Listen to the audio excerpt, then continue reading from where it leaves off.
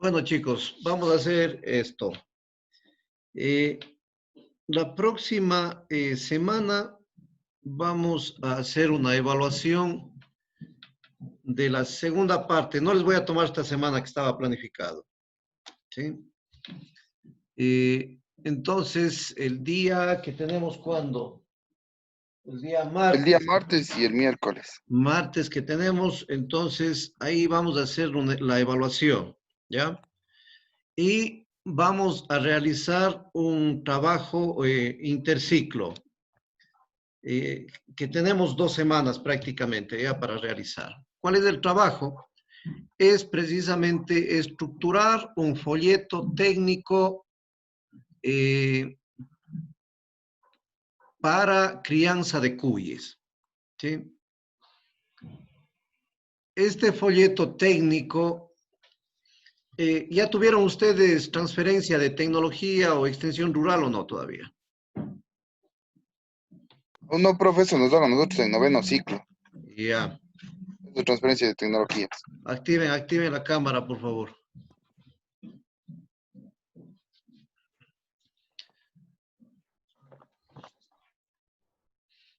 Ya, a ver.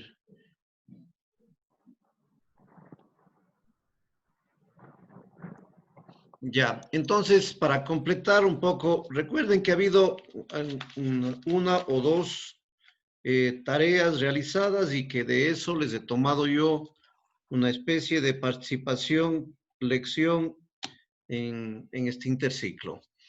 Para completar, vamos a hacer un trabajo práctico que es la estructuración de un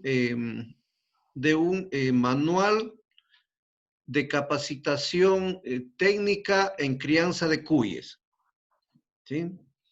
Es decir, no es un libro, no es mucho texto, más bien es una cuestión bastante precisa y concreta, en donde vamos a hacer las recomendaciones técnicas más sobresalientes y relevantes de esta zootecnia, ¿sí? Entonces, eso vamos a tener que entregar, creo que a más tardar hasta el día, a ver, tendríamos una semana. Es- Podrían cumplir hasta el día miércoles de la próxima o máximo hasta el día viernes de la próxima semana. Sí, profe, sería mejor hasta el día viernes porque sí estamos como que con bastantes trabajos. Ya. Entonces, hasta el día viernes de la próxima semana. Profe, una pregunta. Sí.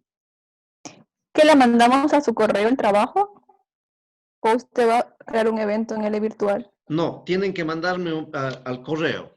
¿Ya? Al correo. Al correo. Ya. ¿Ya? Eh, a ver, ya hasta el viernes, ¿qué será? Viernes 31.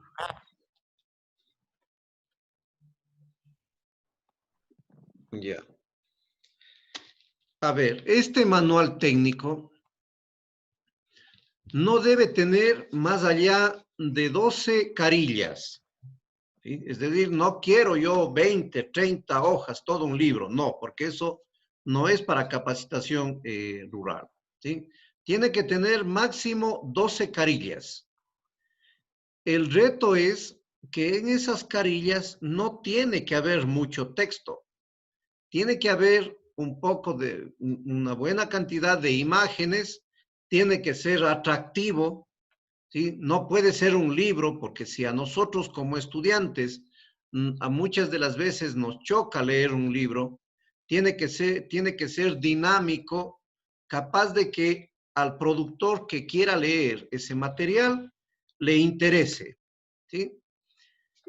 Déjenme ver si tengo por aquí un folletito eh, para darles medio una idea.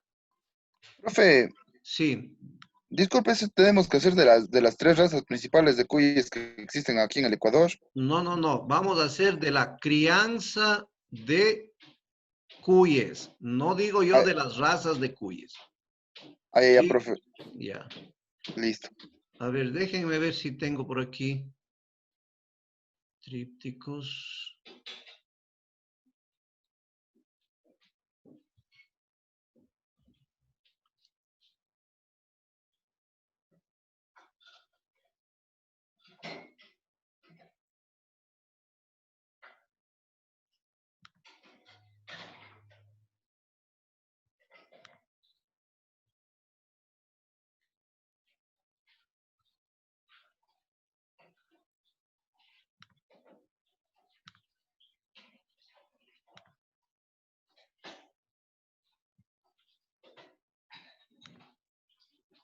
Ya.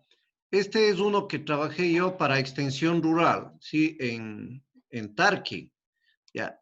Entonces, más o menos es esto, ¿no es cierto? Lo que deseo. Esa es una carátula.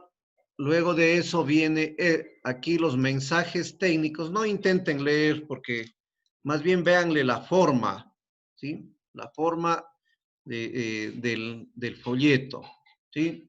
Entonces, miren ustedes cómo se genera estos personajes, donde van los mensajes mucho más concretos, ¿sí? De lo que yo quiero fijar en el productor. Aquí me menciona, no tengo que leer todito para darme cuenta que es fundamental nutrición, bioseguridad, calidad del pollito, ¿no es cierto? Ya, miren, ¿sí? Ya, entonces mucho se habla con imágenes, ¿sí? Hay personajes puestos aquí, hay llamados de atención, ¿sí? Miren.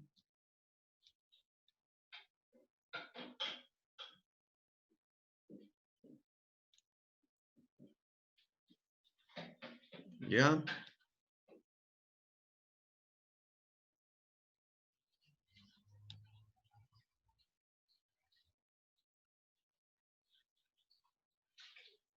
Ya. Entonces, digamos, eso es lo que yo deseo, ¿sí? No quiero un libro de texto, ¿sí? Ni tampoco quiero una revista de cómics, ¿sí? Que son los dos extremos. Tiene que estar, ¿no es cierto?, perfectamente balanceado. Utilizado la gráfica que va a hablar por su propia cuenta y el texto mínimo indispensable, capaz de que cualquiera que coja eso pueda ver y le pueda servir de guía eh, para su mejoramiento técnico. ¿Sí? ¿Alguna pregunta? Disculpe, Doc. Buenas tardes. ¿Para cuándo es? Es para el día viernes 31. Pongamos viernes 31, 12 horas, ¿ya? Hasta mediodía. ¿Sí? Hasta mediodía tenemos para no retrasarnos.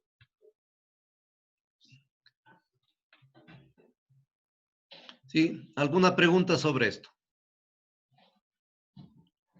Profe, no importa si le enviamos en Word nomás o... Bueno, no, es la habilidad de ustedes ahí. Lo que sí tiene que estar definido el tamaño del folleto, ¿sí? Son 12 carillas y la carilla está compuesta por la mitad de una hoja A4, ¿sí? Es decir, si esta es la hoja A4, el tamaño es este, ¿sí? Le doblo, esta es la A4, le doblo en horizontal y esta viene a ser una carilla, ¿sí? ¿Sí? Entonces, podemos hacerla en Word, podemos hacerla en Publisher o en lo que ustedes consideren, en el programa que consideren pertinente, ¿sí?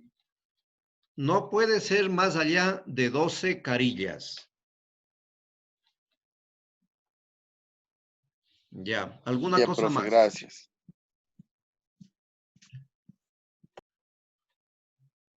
¿Algo más? Ahora, ¿les gustaría trabajar en pareja o les gustaría individual? Sí, profe, sería mejor en parejas. Solo el Oscar habla, el resto asume. Individual, profe. Ya, En grupo, creo que Pareja. es mejor. Pareja, profe. En parejas mismo, profe. Buenas tardes. buenas tardes. Henry López, Dolores, Paul. Dejen ver cómo están.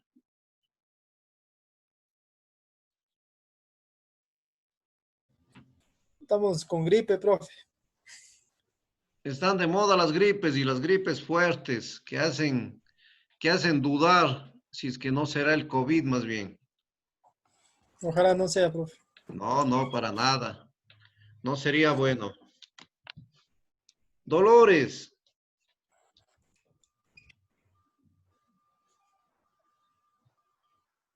Bueno, ¿qué quedamos entonces? A ver, hay las dos Pareja. opciones. Hay las dos opciones, ¿no es cierto? ¿Puedo Parejas, quedar profe. abierta también? Ah, ya, a Pareja. ver, para ser un poco medio democrático, aquel o aquella que quiera ser individual, le hace individual. Y aquel o aquella que quiera apoyarse en un compañero y hacer en pareja, pues puede hacerlo, ¿ya? Con eso no nos peleamos con nadie. ¿Sí? Solo las luces de Quintana.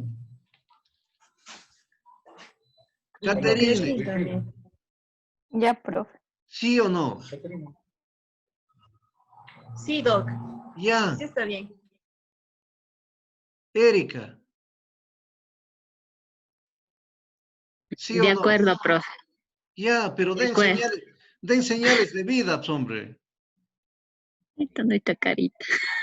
A veces me hacen dudar que es foto o es en vivo y en directo. Porque no se inmutan. Bueno, entonces quedamos así. Vamos entonces a continuar hoy día con lo que era la parte de patología. Con ustedes habíamos avanzado. Es el 1. Habíamos avanzado ascitis, Newcastle y bronquitis. ¿Sí? ¿Quién me da un par de ideas de lo que era el Newcastle?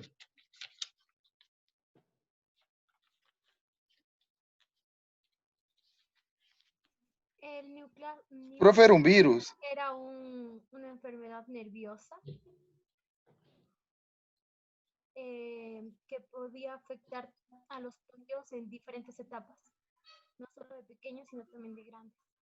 Y que una de las características era de que ponían la cabeza hacia atrás los pollitos. Y es de lo que me acuerdo. ¿Ya? Profe, Sí, María Fernanda. yo me acuerdo que era una patología vírica y que era altamente contagiosa y que esta afectaba al sistema respiratorio.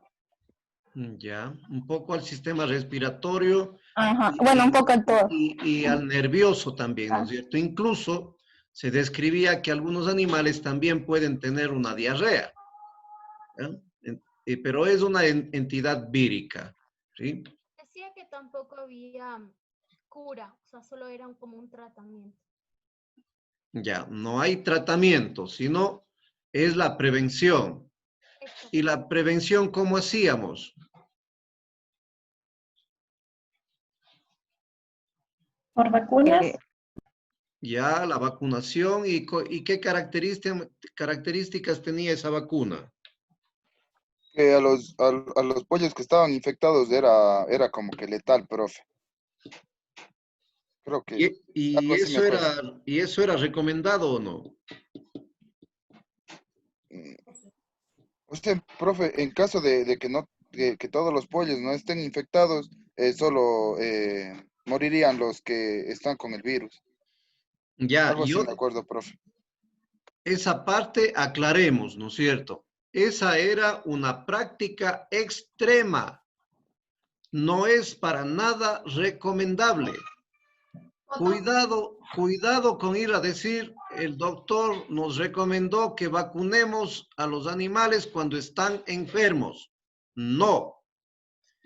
Eso yo les comenté como anécdota, ¿sí? Como anécdota de que una vez por la emergencia y por la desesperación del dueño, se le dio esa posibilidad de hacer, pero sabiendo de que si estaban infectados, todos los animales iban a morir, ¿ya? Y si había uno sano, pues ese uno se iba a salvar. Entonces, eso, chicos y chicas, tengamos muy presente. Eso es una medida casi que extrema, ¿ya? Que no es aplicable siempre, para nada es aplicable. ¿Sí? Porque cualquiera que le digan, que le comenten que se dijo eso, le van a decir, ese doctor está loco, ese doctor no sabe nada, ¿sí?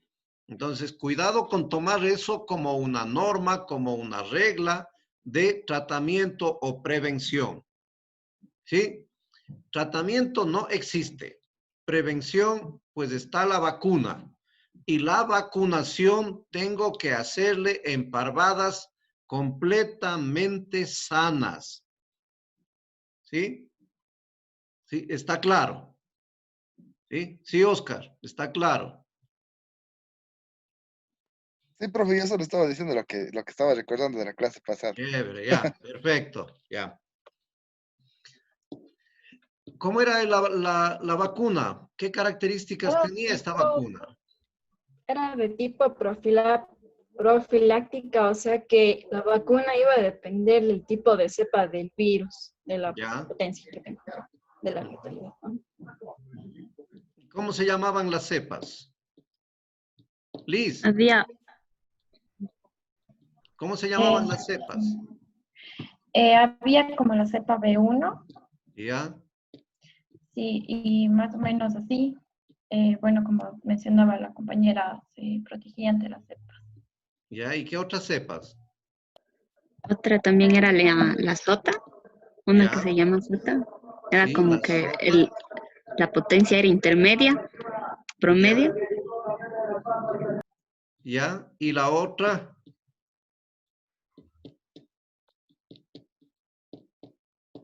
La Rocking. ¿Sí? Entonces eran las tres cepas, ¿no es cierto? Decíamos que la una es bastante fuerte, intensa, le da inmunidad rápida y le presiona al cuerpo a reaccionar, la Rocking. Luego hay la B1, ¿no es cierto? Que es lenta, que se prefiere para revacunación. Y luego también había la sota, ¿no es cierto?, que era la intermedia y la que más se utiliza, ¿ya? A veces también la sota, que es la más común en el país, se utiliza para la primovacunación, ¿sí? Porque recuerden que decíamos, y eso ya vamos a ver en el calendario, que en Newcastle se hace una primovacunación y también se hace una revacunación, ¿sí? Bueno, y bronquitis, ¿quién me hace acordar? Henry, Paul, Daniel. ¿Quién me hace acordar? Es una enfermedad respiratoria que da a las aves y también se da da la pérdida en ponedoras y reproductoras. ¿Ya? Y también en pollo de carne, ¿sí? Porque es indiferente en la edad, ¿sí? Es indiferente en la edad. Pero por suerte aquí en el país esta enfermedad no está muy diseminada, llamémosle así, y por lo tanto todavía hay zonas que son libres de bronquitis. En ese caso decíamos que no es necesario la vacunación, ¿no es cierto? Ya. Y como decíamos que podemos hacer un poco el oído de la posibilidad de existencia de trastornos bronquiales en los pollos. ¿Quién se acuerda? Que había que hacer un silbar y entonces todos los pollos iban a hacer silencio ¿Ya? y entonces ahí se iba escuchando en donde había un ronquido. Ajá, ya, bien. ¿No es cierto?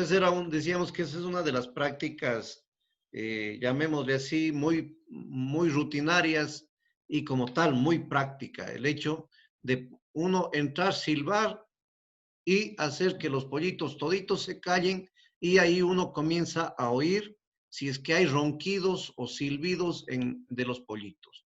¿Sí? Esa es una forma para diagnosticar alguna afección, no de bronquitis, alguna afección del tracto respiratorio. ¿Sí? Bueno, entonces ahora nos toca Gumboro.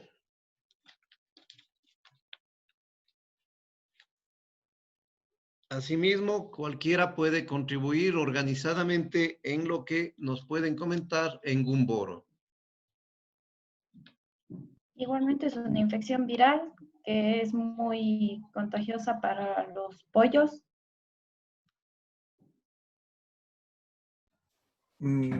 Es causada por el virus Pirnavirus y esta se caracteriza porque ataca el sistema inmunológico del ave. ¿Ya? Decía, Doctor, también habla sobre la inflamación de la Yo vi, bolsa de profe, que este se Fabry. puede transmitir por vía oral y conjuntivas de los ojos. Y que vi, o sea, que por ejemplo, una de las maneras, o sea, bueno, los virus se tratan con temperaturas altas. El virus, el que ocasiona esta enfermedad, este resiste a los tratamientos térmicos de 56 grados por 5 horas y también a los tratamientos químicos en los que se puede aplicar éter y cloroformo. Entonces vi que este virus también, o sea, vive y en los materiales de crianza, como por ejemplo en el encamado, en las bandejas de agua y del alimento por 50 a 125 días. Y os ha podido ocasionar una mortalidad entre el 5 y el 50%. Gracias. Caterine, por favor, si nos pudiera repetir.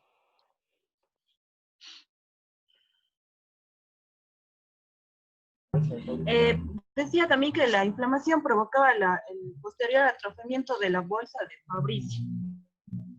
¿Ya? ¿Y qué es la bolsa de Fabricio?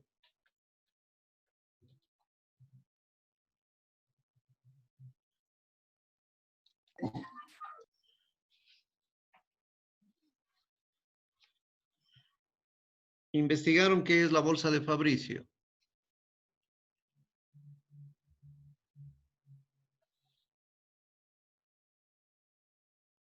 Bueno, síntomas. Dice que es un órgano del linfoide. Ya, bueno.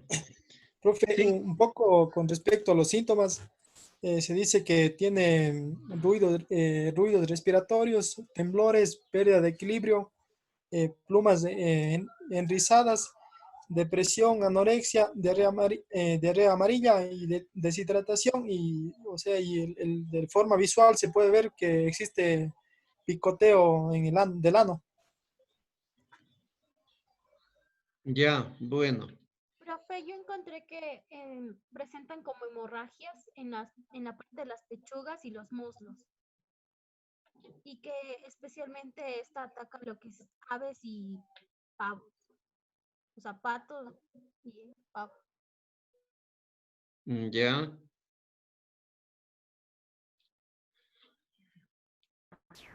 ¿Y cuál es el...? Sí. Yo también encontré que la mortalidad cuando tenemos esta enfermedad es generalmente la de 3 a 6 semanas de vida del pollito. Ya. ¿Cuál sería el tratamiento o prevención?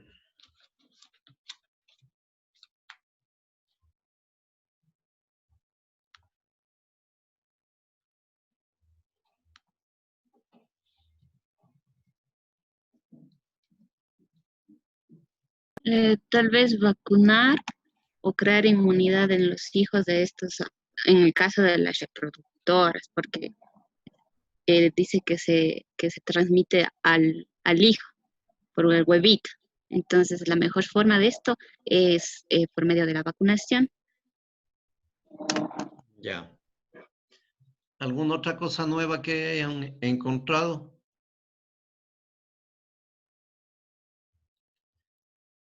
Bueno, Una limpieza y una desinfección de la granja también es bueno para evitar esta enfermedad. ya. Bueno, son las medidas de bioseguridad comunes, ¿no es cierto? Bueno, Gumboro es otra de las enfermedades fundamentales en la crianza de pollo, de carne y de postura. Pero ahora que estamos en crianza de pollo de carne, ¿no es cierto? Vamos a concentrarnos en esto. Es un virus, de hecho, ustedes bien lo dicen, ¿no es cierto? Es una enfermedad viral y como tal ya sabemos que tratamiento no existe, sino más bien todo lo que es prevención. ¿Cuál es la parte grave de esta enfermedad? Es que al afectar el virus bloquea todo su sistema inmunitario. Es, llamemos, la misma forma como afecta el virus del IVH, ¿sí? En humanos. Recuerden que, ¿no es cierto?, el virus del SIDA no mata. Lo que mata es las infecciones secundarias que le afectan al individuo cuando está con este virus. ¿Y por qué le mata? ¿Por qué? Porque su sistema inmunitario está completamente bloqueado, es decir, no sirve. Una bacteria muy simple que no puede matar a una persona normal, pues mata a una persona que está infectada con VIH. Ese mismo sistema de ataque o parecido es el que ejecuta el virus del Gumboro. Afecta a la bolsa de Fabricio, que es un órgano fundamental, importantísimo del aparato del sistema inmunitario del ave.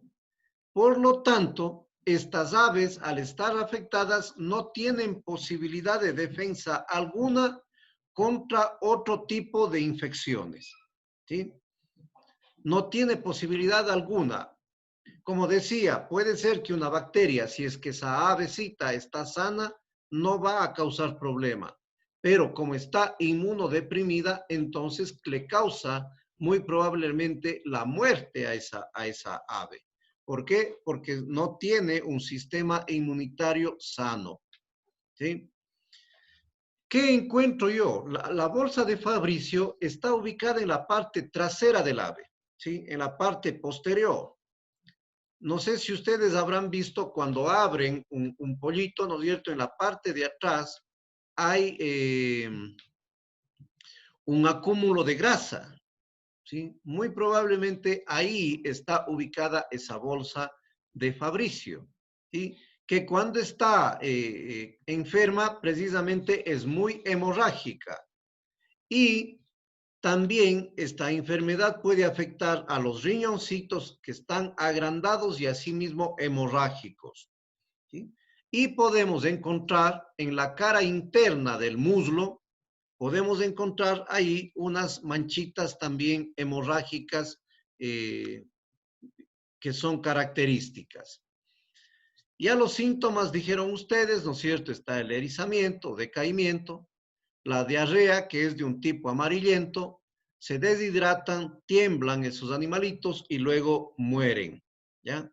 Su pronóstico es fatal, es decir, hay pocas probabilidades de sobrevivencia. Tratamiento como tal no existe, por lo tanto, la vacunación es el método preventivo de mayor eficiencia que podemos nosotros tener en estas aves, ¿sí? Eso un poquito para redondear Gumboro. Ahora quisiera que avancemos hacia lo que es enfermedad de Marek. Profe, yo tengo una pregunta, disculpe. Sí, Kerlin. Lo que pasa es que, bueno, mi mamá tiene unos pollitos, pero le están saliendo como lunares rojos en las patitas y están decaídos. No quieren Como, comer. como lunares rojos. Sí, es como si tuvieran como una hemorragia en las patas. O sea, como full manchitas de sangre en las patas. Ya. ¿Y qué son?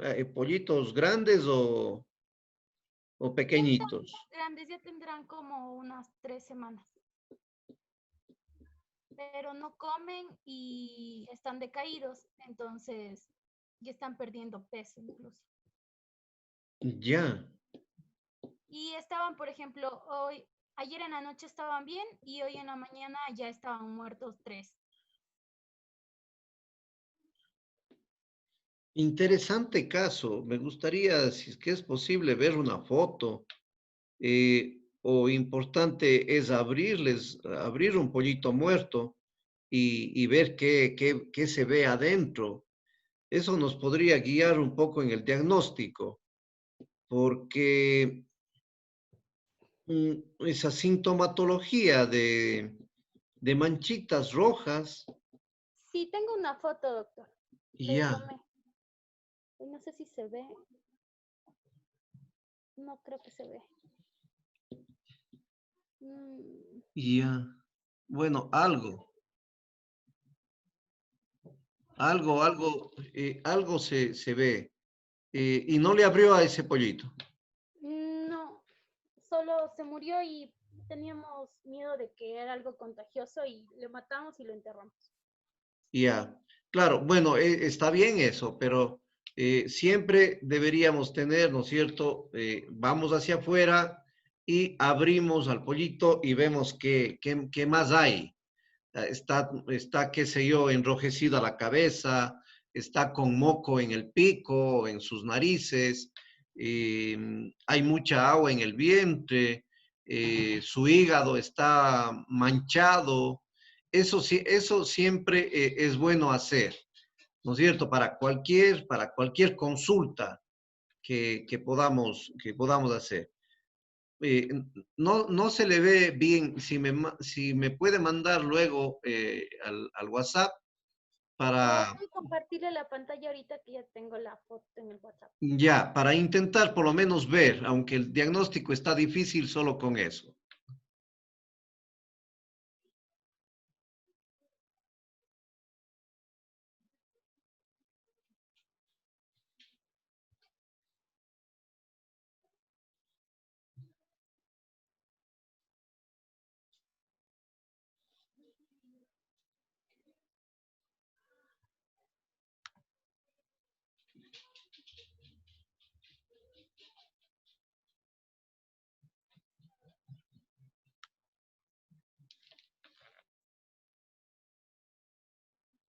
Ya.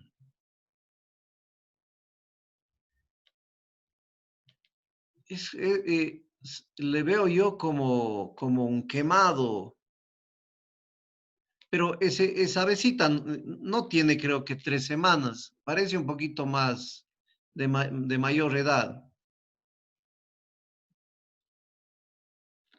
Ya, y solo esita tiene, solo esa foto tiene. Eh, Sí, ya, solo esa foto le tomé. Kerlin, pero ese pollito no tiene más de 3 semanas. Por las uñas, digo yo, ya debe tener más edad.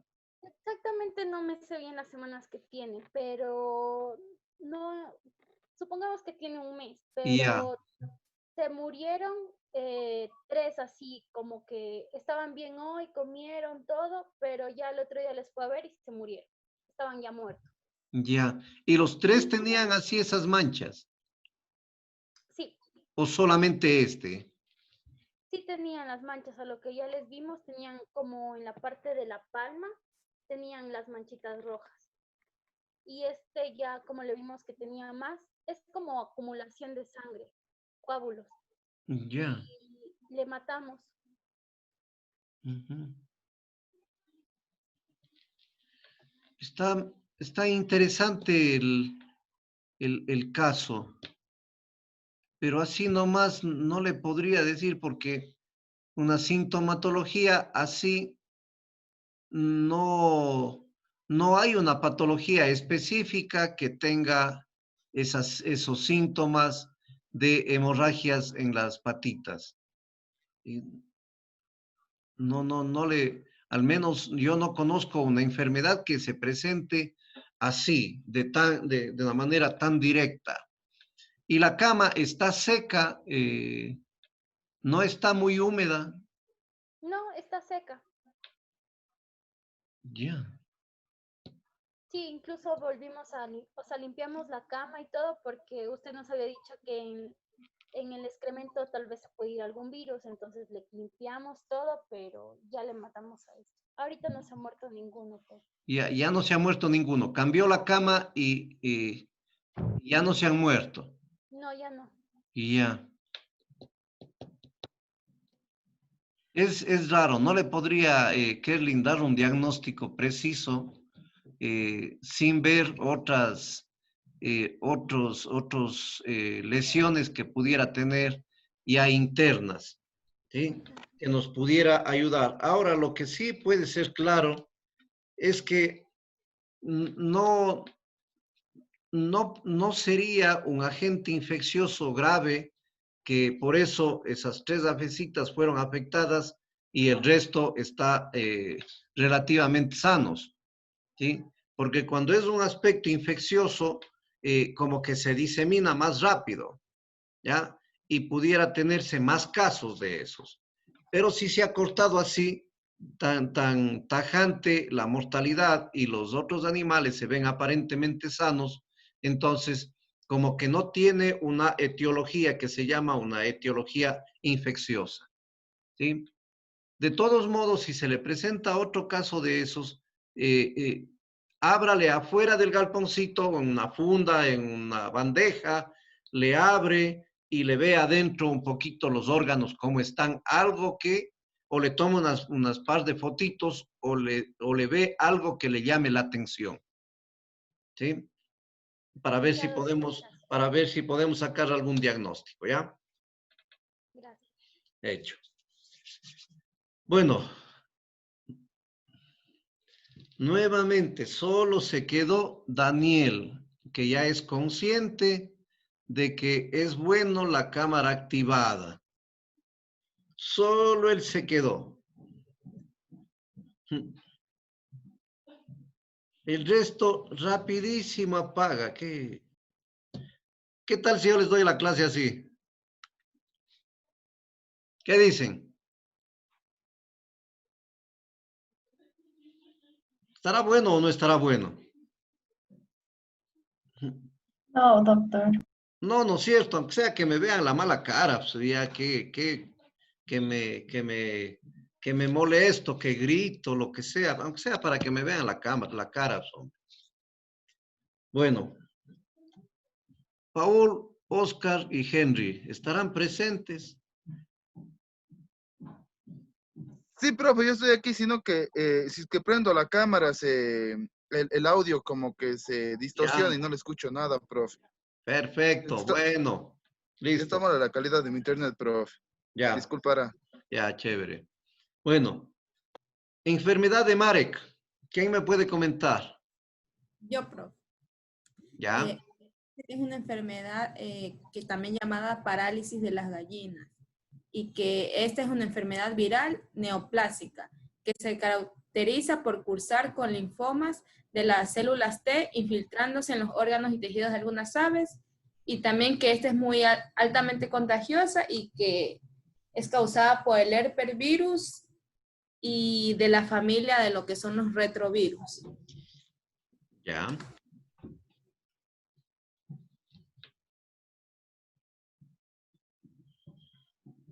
¿Algo más? También en uno de los cuadros de la enfermedad de Marek es el cuello flácido, que se observa la parálisis flácida transitoria en el cuello de las aves, que les obliga a adoptar la postura del cuello estirado en el suelo. Ya. Profe, yo encontré que el virus, bueno, en lo que son gallinas ponedoras, el virus no se puede transmitir por el huevo, porque este dice que no sobrevive a los procesos de incubación, sino la forma en la que se puede transmitir el virus es a través de un contacto directo o si no del polvo que puede estar contaminado dentro del mismo galpón. Ya. Profe, yo tengo algo sobre los cuadros clínicos de la enfermedad. Bueno, escuchamos. Ya, profe, ya. Bueno, dice que hay un cuadro nervioso, que en este se observa una parálisis flácida generalmente unilateral de las patas o alas. Dice que estas células son como que tumorales y se infiltran en el sistema nervioso. Y también hay un cuadro visceral que dice la mortalidad en goteo y algunos casos de diarrea. eh, y también en el cuello flácido que se observa una parálisis flácida transitoria del cuello de las aves que les obliga a adoptar una postura con el cuello estirado en el suelo. Ya. Profe, Entonces, sí. Sí, María Fernanda. yo encontré un dato, pero no sé si estará bien porque lo encontré en una página web y quería que que me ayude usted. Ya. Es sobre la vacunación que dice que dada la ubicuidad y resistencia de este virus, que es habitual la vacunación en el primer día de vida en la sala de incubación para evitar el contagio de los pollitos. Pero no sabía. Ya. Bueno, ya vamos a explicar un poquito eso. También decía que era in ovo, o sea, en el huevo creo que también es la vacunación. Y Ajá. después el nacimiento. Eso está raro. Claro que sí. También otro medio de contagio, estaba viendo que son las escamas que se encuentran en la raíz de la alita, de las plumas, Sí, perdón, sí. de las plumas. Dice que estas se adhieren a la cama y pueden sobrevivir ahí por más de un año. Entonces, por eso dice que es recomendable hacer las instalaciones. Claro que sí. Decía que ¿Cuál sería el síntoma característico? Sí, Kerlin. que hay como 3 serotipos, que la 1 es la que más nos afecta y la vacuna se la puede hacer al serotipo 1 o conjuntamente con el 1 y con el 2 y el 3. Algo así. Ya. ¿Algo más?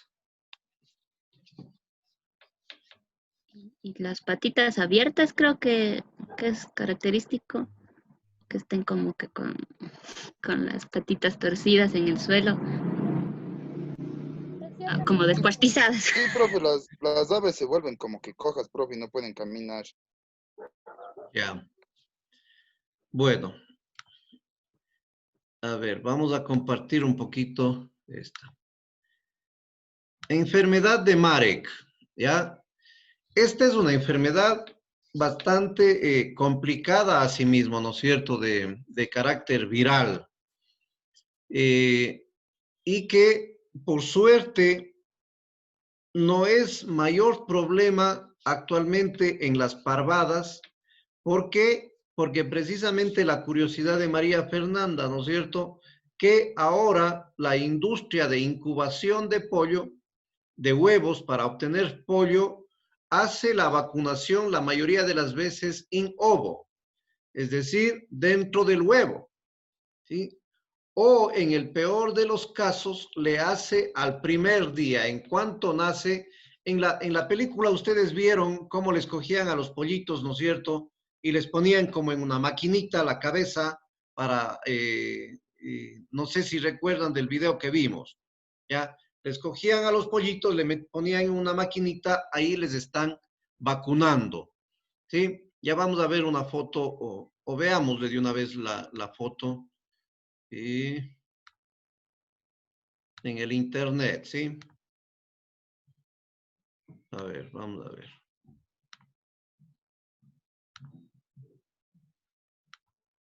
Ya. Estas son máquinas de vacunación in ovo, ¿ya? Aquí ustedes pueden ver que En esta primera fotografía que ven ahí, miren, se necesita tanta precisión ya para saber exactamente dónde se hace, el calibre de la aguja necesaria y para no lastimar al embrión, ¿ya?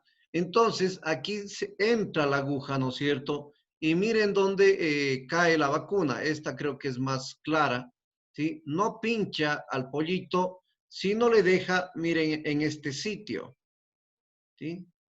En este sitio de aquí, le deja el antígeno y a través de eso, porque el huevito viene a ser como un útero del pollito, ¿no es cierto? A través de eso, el pollito, el embrión de pollo se vacuna, es decir, genera inmunidad frente a la presencia del antígeno. Sí, esta es la técnica de vacunación in ovo que está la más generalizada. Ya casi que después ya no se vacuna, ¿sí? ¿Por qué no se vacuna? Esta porque el corto periodo de tiempo de crianza en pollos de carne le hace que la inmunidad permanezca alta. Por lo tanto, las 7 semanas va a ser suficiente como para que la inmunidad esté alta y el pollito no pueda infectarse nuevamente, ¿sí? Entonces, y decía, ahora es por suerte porque las granjas de incubación y proveedoras de pollo ahora como que han tomado la obligación de vacunar eso, porque no quieren arriesgarse a que su pollo, a la calidad de pollo, vaya enfermo con esta enfermedad de Marek, ¿sí? Entonces mandan vacunado. Si yo ya tengo una empresa responsable y de categoría, ellos mandan vacunado contra la enfermedad de Marek. Por eso es que a veces en gallinas de postura se repite una vez más o 2 veces más Marek, ¿ya? La vacunación de Marek. Ahora, Profe, sí. ¿y esta vacunación no se puede hacer contra otras enfermedades? Así como in ovo, así mismo. Bueno, de lo que sé, no existe otro antígeno que se pudiera inocular de esa manera. Esto tiene, lo que pasa que para cada uno de los antígenos no se pueden generalizar, ¿sí? De decir, todas se pueden hacer bajo la misma metodología. ¿Por qué? Porque los tejidos, ¿no es cierto? Y los animalitos reaccionamos de diferente forma a determinados antígenos. Por eso es que ustedes han de ver, ¿no es cierto? Cuando nos vacunan contra la polio, nos ponen una gotita en la boca. Y cuando nos vacunan contra la tuberculosis, en cambio nos pinchan, ¿sí? Es porque si los antígenos tienen mayor o menor capacidad de crear inmunidad dependiendo del sitio en donde son inoculados. Entonces, ¿no es cierto? Marek, la vacunación contra Marek, reacciona bien. El embrión reacciona bien y genera inmunidad aceptable. Pero, ¿qué pasaría si yo hago una vacunación como Newcastle en ovo? Puede ser que sea muy temprano, puede ser que ese antígeno no genere inmunidad en el pollito, por lo tanto es inadecuado. Y por eso es que las otras vacunas se prefieren, ¿no es cierto?, las otras vías. Y cuando el sistema inmunitario ya está maduro. El sistema inmunitario es uno de los sistemas que más se demoran en madurar en los animales. Se dice que ya la inmunidad activa, que eso ustedes ya saben, la inmunidad activa generalmente comienza a producirse cuando el sistema inmunológico está ya desarrollado. Y eso generalmente se da a los 15 días, ¿sí? A los 15 días de nacido. Por lo tanto, ¿no es cierto? Ese periodo de 15 días es el que nosotros debemos utilizar para cuidar al pollito de mejor manera con vacunas o con medidas de bioseguridad. ¿Sí? Entonces, un poquito, no todos los antígenos pueden ser inoculados por todas las vías. ¿Sí? Bueno. Profe, disculpe, otra consulta. Sí. Una cosa. Con respecto a lo que hacen la vacunación en ovo, el agujero es después que les tapan o es tan pequeño que no hay ningún problema. No, es muy pequeñito que no hace falta ningún tratamiento especial.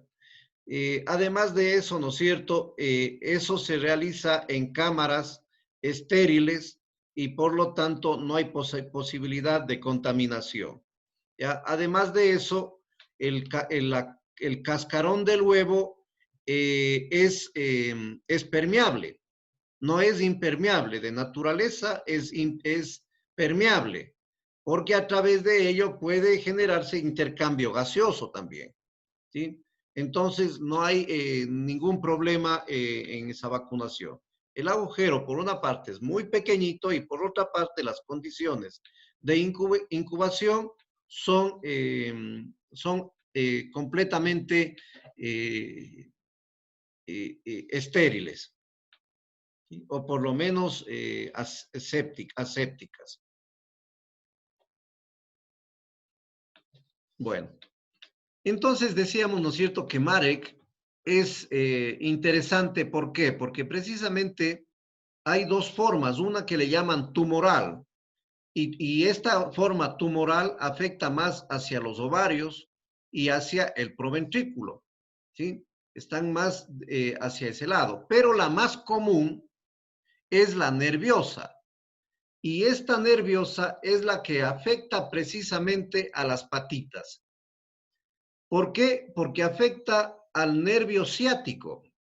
En las personas, ustedes se han de haber oído el nervio ciático, o la ciática, que también le llaman, ¿no es cierto?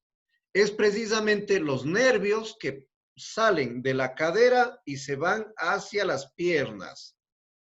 Y cuando está muy inflamado el nervio ciático, el mover las piernas es doloroso, o incluso no deja ni mover, inmoviliza. Y entonces esta enfermedad afecta precisamente, fundamentalmente a ese nervio ciático. Por eso es que la postura, voy a volverme a la primera lámina, ¿sí? Que es una avecita típica con Marek. ¿Ya?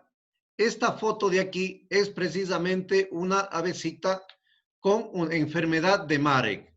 Miren sus patitas, ¿no es cierto? Al estar afectado el nervio ciático que le da el control de las patas, entonces como que se descuartiza, como que la unita está para adelante y la otra para atrás. Por eso le llaman posición de bailarina, ¿sí? Porque está la una para adelante y la otra está para atrás, ¿sí? Entonces le llaman posición de bailarina. ¿Cómo diferencio un poco entre lo que era la otra enfermedad que afectaba también nerviosa, que era cuál?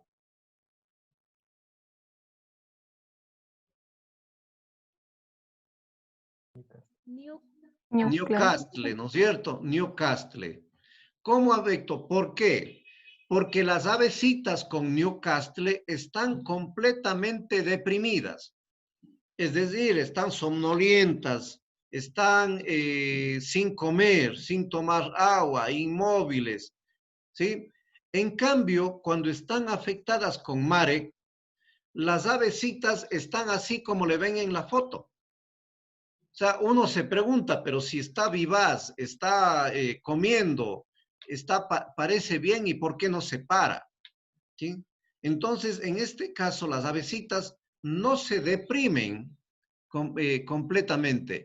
Es más, es una enfermedad extraña. ¿Por qué? Porque en estas avecitas se ha visto más bien que se incrementa el apetito. Es decir, que comen más que las sanas. ¿Sí? El problema es que no pueden acceder al alimento. Cuando uno tiene estas avecitas y, por ejemplo, no le quiere matar y tiene la paciencia de acercarle el alimento cerca de ella y el agua cerca de ella, tranquilamente se engordan. ¿Sí? Tranquilamente se engordan, no mueren. ¿Ya? El problema es que la paciencia, imagínense lo que sería yo tener unas 30 avecitas de estas y tener 30 comederos para llevarles solo para ellas allá a alimentarles. Es completamente antieconómico. Ese es el problema de esta enfermedad, ¿sí? Y luego, por supuesto, ya de eso, estas avecitas mueren, ¿sí? Con esta enfermedad. Entonces, miren, ¿no es cierto? Por eso es que comienzan estas primeritas, estas aves, comienzan a cojear, y sí, no se mueven completamente, y luego sí, un día de esos les encontramos que ya están solo echadas y con sus patitas descuartizadas, paralizadas. Queremos hacerles parar, ya no se paran. A veces decimos, no, creo que se les han montado muchas aves encima y les han descuartizado, ¿sí? Y no es eso. Simplemente es que se afectó su nervio ciático. Entonces, miren ustedes, tranquilamente comen estas avecitas, ¿ya? Y la producción, cuando son pollas de postura, entonces estas avecitas sí disminuyen su producción de huevos. Pronóstico fatal.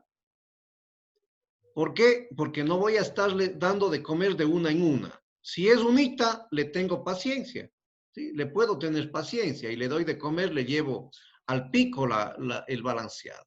Pero eso comercialmente no es nada bueno. Tratamiento no existe y por lo tanto, ¿no es cierto? Tenemos que hacer la vacunación, ¿sí? Tenemos que hacerles vacunación como medida de profilaxis. ¿Alguna pregunta?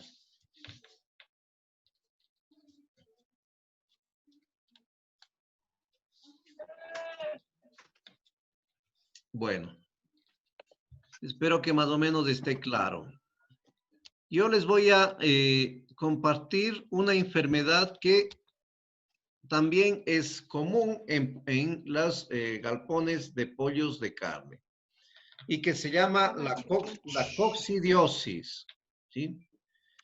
Esta enfermedad ya no es ni vírica ni bacteriana, es una enfermedad parasitaria ocasionado por un parásito unicelular, ¿sí? Que tiene la característica de afectar la mucosa del intestino. ¿Qué es la mucosa? Es la capa primera, ¿no es cierto?, que está por dentro en el intestino, es la que está cubriendo el intestino. Entonces, este parásito lo que hace es meterse en la pared del intestino. Y al meterse ahí y reproducirse ahí, entonces causa hemorragias. Es decir, causa la salida de sangre. Es por eso que una de las sintomatologías casi inequívoca de coccidiosis es la diarrea color de chocolate, ¿sí? Y precisamente la diarrea toma ese color de chocolate porque es sangre, ¿ya? Esa sangre que es digerida, entonces toma esa coloración como de un chocolate, ese café un poquito marrón, ¿ya? Entonces es precisamente por eso. Por eso es que las lesiones, cuando abrimos un animalito con esta enfermedad, abrimos el intestino y está completamente hemorrágico, ¿ya? Es decir, está lastimado muchísimo, ¿no es cierto?, ese intestino. Es una enfermedad que va poco a poco, llamémosle así, acabando a la avecita. No le mata de una sola, sino que como cualquier enfermedad de parásitos, le va acabando poco a poco, ¿no es cierto?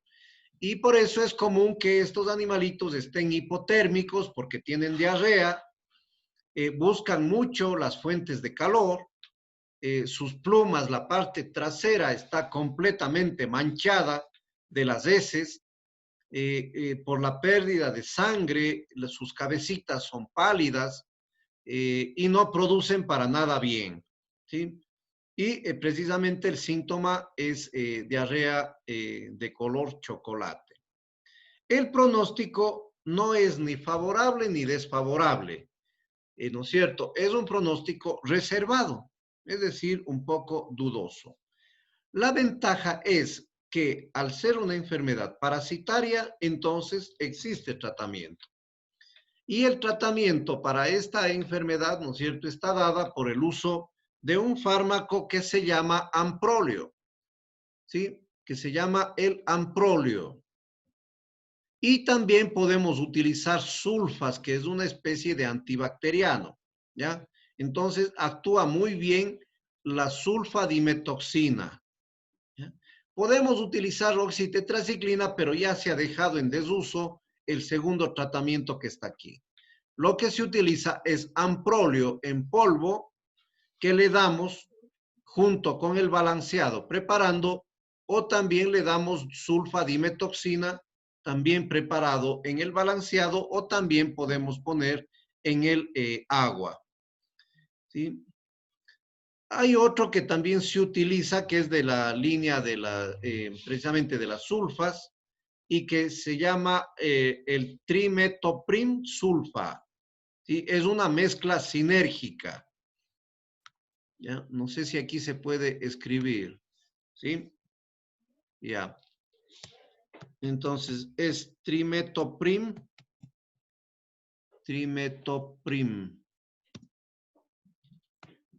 ¿sí? Trimetoprim más sulfa, ¿ya? Entonces, también se utiliza para esta patología, ¿sí? Entonces, es otra de las que están presentes en los criaderos, en los galpones de pollos. ¿Alguna pregunta sobre esta? Profe, Sí. ¿también se incorpora esto en el balanceado, el timetoprim más el sulfa? Ya, puede ser, sí, es una buena pregunta. Recuerden que cuando hablábamos de balanceados decíamos que puede haber un porcentaje de anticoccidiostáticos. Y son precisamente estos para tratar de controlar la coccidiosis, que generalmente es un habitante natural del sistema digestivo, ¿sí? Entonces, podemos nosotros contemplar la adición de anticoccidiostáticos dentro del balanceado.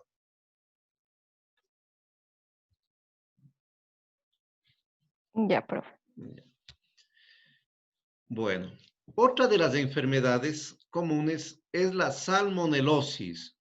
¿Por qué? Porque la salmonela es un habitante natural del sistema digestivo de los pollos, ¿sí? Es una bacteria, y es una bacteria que se le llama oportunista. ¿Por qué? Porque espera el mínimo estrés de esa ave para explotar y causar la enfermedad, ¿sí? Es decir, estrés térmico, estrés de alimentación, estrés de manejo, todo eso puede ser el predisponente para que la salmonelosis se presente dentro del galpón, ¿sí?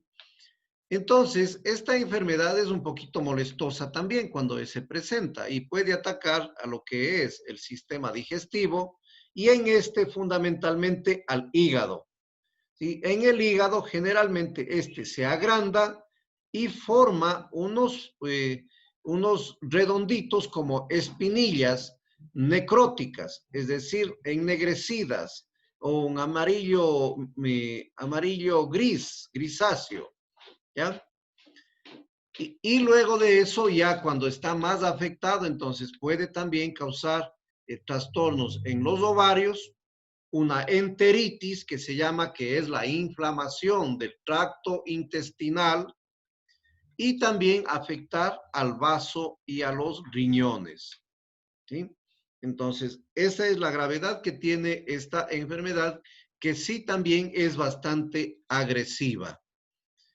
Los síntomas, aquí sí nosotros vamos a encontrar las avecitas bastante decaídas, somnolientas, no comen, deshidratadas, con sus alitas caídas, buscan las fuentes de calor como están enfermas y ya no comen. Se presenta generalmente una diarrea amarillo-verdosa, ¿sí? Miren la diferencia, en la otra enfermedad era achocolatada. Aquí, en cambio, tenemos una diarrea amarillo-verdosa que nos permite intuir de que puede ser salmonelosis. Como está deshidratado, su ojito se vuelve bastante opaco y las crestas y las barbillas están, en cambio, moradas, ¿sí? Es un poquito los síntomas de esto. El tratamiento, ¿sí? El tratamiento podemos hacerle, aunque este, ¿no es cierto?, ya es un poquito antiguo, ¿sí? Este de aquí ya no le tomen mucho en cuenta, pero sí, ¿no es cierto?, podemos utilizar los dos, los que están en segundo plano.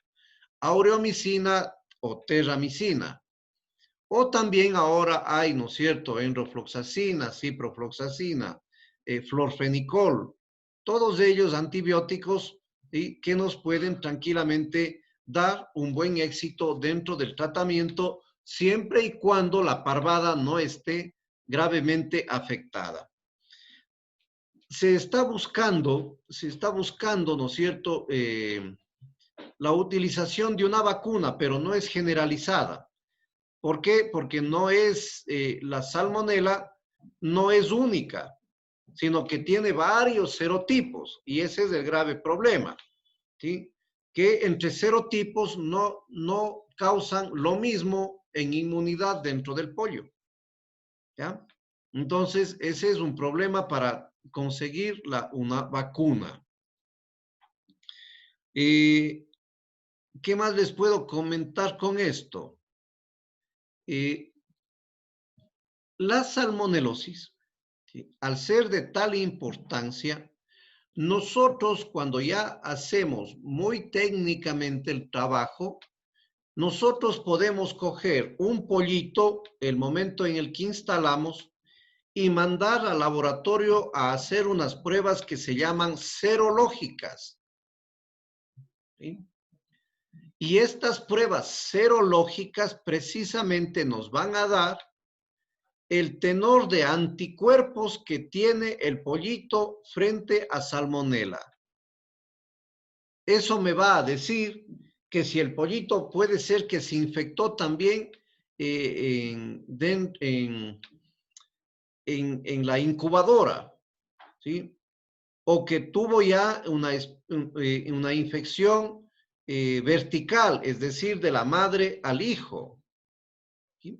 Y además nos sirve también para saber qué tan prevenidos nosotros debemos estar frente a esta enfermedad si tenemos una alta carga de salmonela en esos pollitos que fueron llevados a sacrificio al laboratorio, ¿sí? Actualmente, miren, estamos trabajando con un compañero que hay en la facultad que está haciendo su doctorado y estamos trabajando porque en las aguas que salen de los camales de pollos hay unos virus, ¿sí? Hay unos virus que se llaman colífagos. Y estos virus queremos probar nosotros para el control de enfermedades en los pollos. Es decir, vamos a darles de tomar virus. Pero son virus que no causan enfermedad en el pollo, sino más bien se comen bacterias. Entonces, es una manera de control. Vamos a ver qué tanto podemos controlar, especialmente la Escherichia coli, que es la causante de otra enfermedad que se llama colibacilosis. Vamos a ver qué tanto sirve dar de tomar virus a los pollos para que controlen la colibacilosis, ¿sí? Miren, entonces es interesante porque en la universidad también un poquito estamos trabajando ya a un nivel un poco más elevado, ¿no es cierto?, en investigación, que eso es interesante, que los chicos también conozcan. ¿Sí? ¿Alguna pregunta sobre esta enfermedad?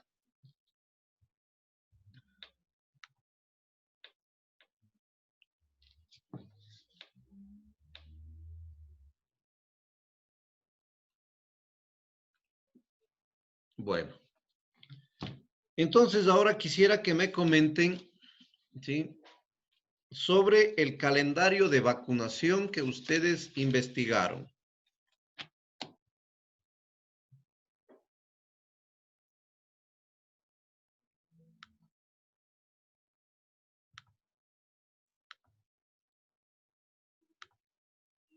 Yo tengo uno de que se le aplica un día de edad contra Marek. Desde los 5 a 7 días, Newcastle o bronquitis, o contra bronquitis. De 7 a 9 días, el gumboro. Y de 15 a 17 días, Newcastle bronquitis. Y de 15 a 17 días, el gumboro. Eso es en pollos de engorda. ¿Ya? ¿Qué origen tiene esa información? ¿De qué zona?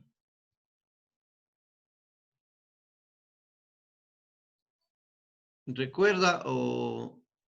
No me acuerdo.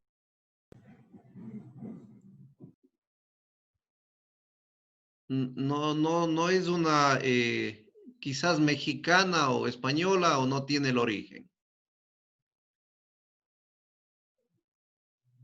No tengo el origen. Ya. ¿Algún otro calendario?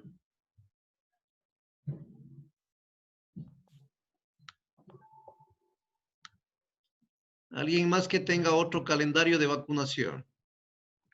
Profe, yo tengo uno más o menos parecido, pero varía un poco por la cantidad de días. Por ejemplo, tengo que el primer día se le aplica la vacuna para la enfermedad de Marek.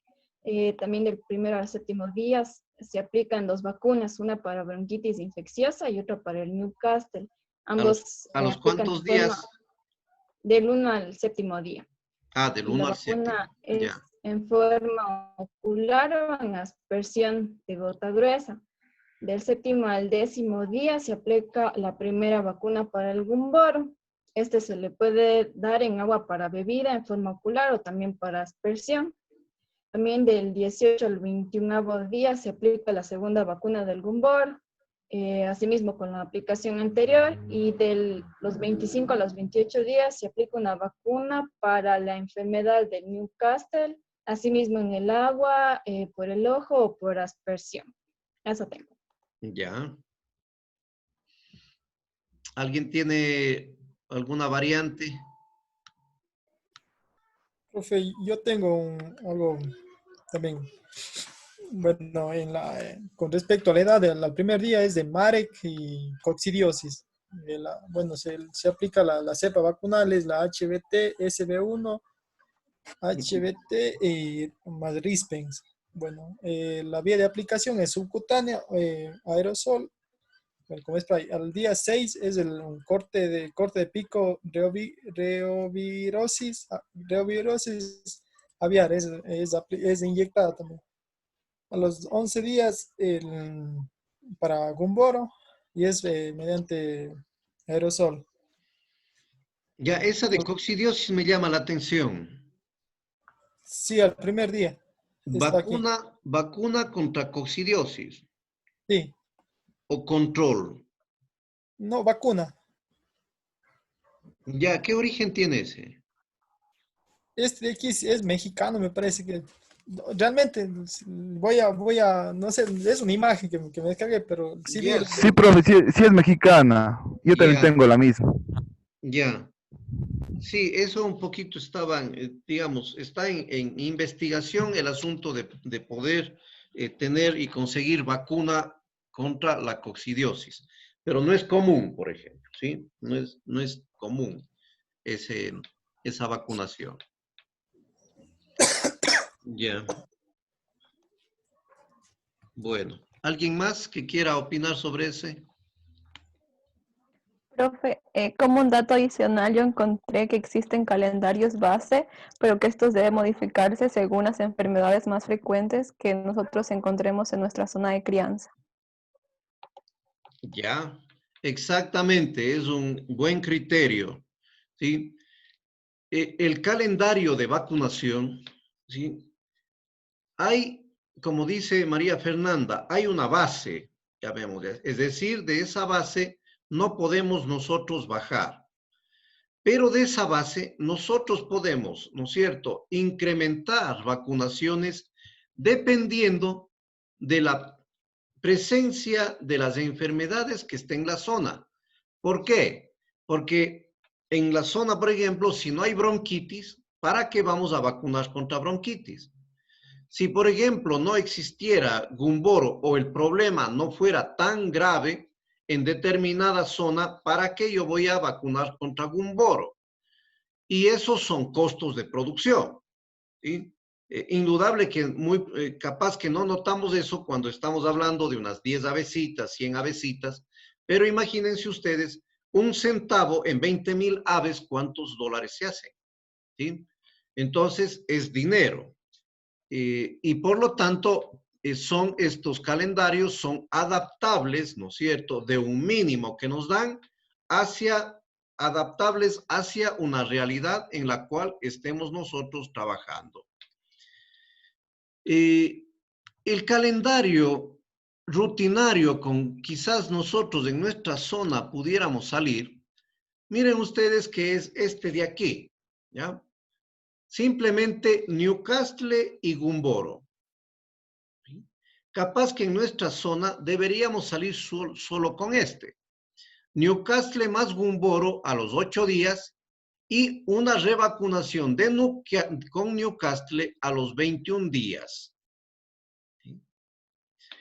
¿Por qué ustedes dirán, pero bueno, entonces, ¿para qué estudiamos bronquitis? Perfecto, porque bronquitis, ¿no es cierto?, sí existe en el país, pero en determinadas zonas. Por eso es que podemos utilizar también un calendario con bronquitis cuando en la zona exista precisamente esa patología. Por eso es que hay otro calendario, ¿no es cierto?, que también les voy a compartir, en donde se contempla precisamente esa vacuna.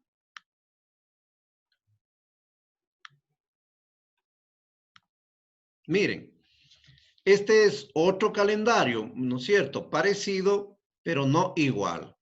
Entonces, asimismo, vacunamos de los 3 a 5 días Newcastle, a los 7 días aplicamos Gumboro y a los 14, 21 días podemos aplicar Newcastle más bronquitis. Ahora, aquí hay otras cosas que tenemos un poco que conversar. Las vacunas, hay unas que son monovalentes. ¿Qué significa esto? Que son solo para Newcastle, o son solo para bronquitis, son solo para Gumboro, ¿ya? Es decir, viene el antígeno solo para esas enfermedades. Pero también hay vacunas que se llaman bivalentes. Es decir, en una misma vacuna viene el antígeno de Newcastle más Gumboro o generalmente viene Newcastle más bronquitis. Es decir, en una sola vacuna, ¿ya? Ahora, normalmente la primovacunación se recomienda hacer con vacuna monovalente, especialmente del Newcastle, ¿ya? Y luego podemos hacer una revacunación de Newcastle más Gumboro con una sola vacuna y abivalente. O podemos hacer Newcastle más bronquitis. ¿Sí? Entonces, son las variantes que nosotros podemos hacer en los calendarios dependiendo de la gravedad. E incluso cuando el Newcastle es grave en la zona en donde estamos criando, podemos hacer una primovacunación 3 días, 5 días, una revacunación a los 7 días y otra revacunación a los 15 días. ¿Sí? porque el problema en la zona esa, ¿no es cierto?, es grave. Entonces podemos también modificar de esa manera el calendario de vacunación. Y como referente nomás, miren ustedes, ¿no es cierto?, este es un calendario para gallinas de postura. Miren cómo cambia. ¿Sí? ¿Y por qué cambia tanto? Porque la ave de postura con nosotros va a pasar 1.5 años, 2 años con nosotros. ¿Sí? Entonces, de hecho, que el calendario de estas aves es mucho más completo. ¿Sí? En los pollos de postura es reducido el calendario porque prácticamente en mes, 3 semanas se fueron. Máximo 2 semanas se fueron. ¿Sí? Entonces es reducido. Pero en este, miren ustedes, ¿no es cierto? Marek al primer día, perfecto lo que ustedes dijeron, e incluso esta ya no, porque si la incubadora de pollo nos asegura a nosotros que ya está vacunado, simplemente esta ya no hacemos, Marek. Pero sí, miren, del 1 al 10, Newcastle, a los 7 días Gumboro, a las 3 semanas bronquitis, luego hacemos revacunación de Newcastle, a las 6 semanas hacemos vacunación contra otra enfermedad de aves de postura que se llama coriza más Gumboro, a la 7ª semana Gumboro más bronquitis, revacunamos, a las 9 semanas coriza, revacunamos, a las 10 semanas entra otra vacuna que se llama del cólera aviar, viruela y encefalitis. A las 12 semanas, miren, volvemos a Newcastle. A las 14, cólera. A las 18, coriza. Y a las 20 semanas volvemos a revacunar Newcastle y viruela. Entonces, miren ustedes solamente como referente cómo se amplía precisamente el calendario de vacunación en gallinas de postura, porque, ¿no es cierto?, está el tiempo de permanencia con nosotros, esas avecitas, es mucho más grande. Y hay ciertas enfermedades que se presentan más en las aves de mayor edad. Por lo tanto, comienza, ¿no es cierto?, la vacunación, como por ejemplo la coriza, el cólera, la viruela, encefalitis, son enfermedades que se presentan más bien en aves ya crecidas, en aves ya pasados, llamémosle así, las 8 o 10 semanas de vida. Por lo tanto, en pollos de postura no tendríamos razón de vacunar contra esas enfermedades. ¿Sí? ¿Alguna pregunta? Profe, ¿hay diferencia en cuanto a la efectividad por la vía de administración? Sí, de hecho hay efectividad, pero nosotros tenemos que respetar la vía de administración que nos dice o nos recomienda el fabricante de la vacuna. Esa es una norma. En vacuna nosotros no tenemos la posibilidad de elegir la vía de administración. Si el fabricante nos dice que la vía de aplicación es ocular y nasal, pues tenemos que utilizar esa. No podemos utilizar punción, ¿sí? O el pinchado, no podemos utilizar. Si la vacuna, el fabricante nos dice que la vía de administración es intramuscular, pues tenemos que utilizar esa vía y no utilizar la ocular o la oral o la nasal. ¿Sí? Ahora, en aves, la mayoría de las vacunas se han desarrollado para precisamente evitar el uso excesivo de mano de obra. Si nos mandan una vacuna que es de inyectar, es decir, de punción en el ala, imagínense lo que sería, ¿no es cierto?, ir cogiendo de ave en ave, de ave en ave para pinchar. Y galpones de 10.000, de 5.000, 20.000 aves, imagínense ustedes. ¿Sí? Entonces, antieconómico. Por lo tanto, la mayoría de vacunas se han generado para que sea la vía de inoculación ocular o nasal, ¿ya? Por eso es que en las grandes parvadas lo que se hace es preparar la vacuna en un aparato, en un vaporizador, y cerramos todo el galpón más o menos herméticamente y les formamos ahí como una neblina. ¿Sí? En esa neblina vaporizada, ¿no es cierto?, está la vacuna. Y el pollo está respirando eso. Por lo tanto, se está vacunando por vía nasal. ¿Sí? Eso cuando estamos hablando de 10.000, 5.000, 20.000 aves, para no estar cogiendo de una en una. ¿Sí? Entonces, tienen esa bondad las vacunas. Se prioriza la vía ocular, la nasal e incluso la oral.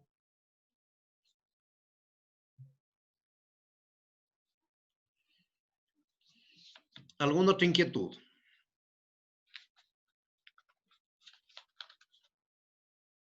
Bueno, con esto, chicos, entonces, si no hay preguntas, estaríamos cerrando el capítulo de crianza de pollos, de carne. ¿Sí?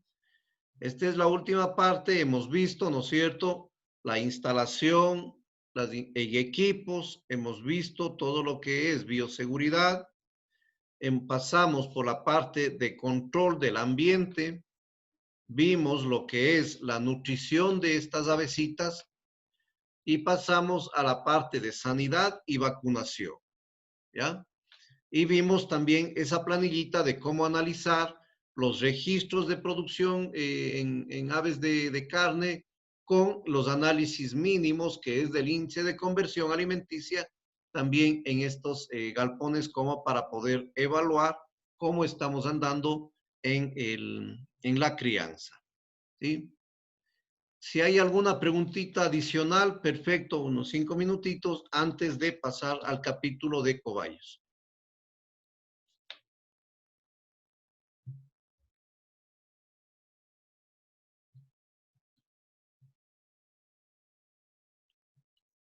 Bueno. Entonces, chicos, vamos a abrir un poco el tema y la otra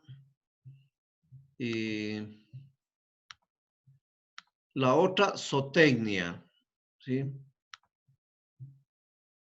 La otra zootecnia, en cambio, que se llama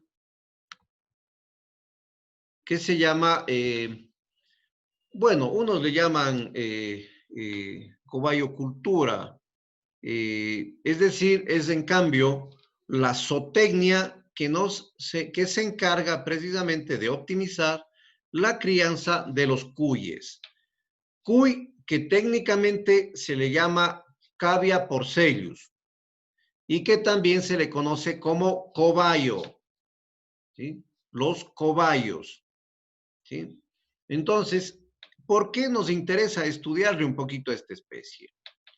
Porque, bueno, en parte, ¿no es cierto?, quienes hemos recorrido un poco el campo, vemos, por ejemplo, que no hay familia que no tenga sus cuyes, que no críe sus cuyes, e incluso hace por tradición y por cultura. Y es un animalito que contribuye muchísimo a todo lo que es la seguridad alimentaria. Porque muchas de las veces, ¿no es cierto?, no hay para comprar carne de res o de cerdo, pero voy a mi galponcito de cuyes y ahí encuentro un cuycito que le puedo sacrificar para alimentarme. Es decir, falta todo, menos un cuycito que pueda sacrificarle. ¿Sí? Entonces, es parte de nuestra seguridad alimentaria. Y por otra parte, es parte de nuestra identidad también. Por eso que, ¿no es cierto?, el cuycito también es utilizado, aparte de como alimento, también es utilizado como un animalito que interviene dentro de la medicina tradicional.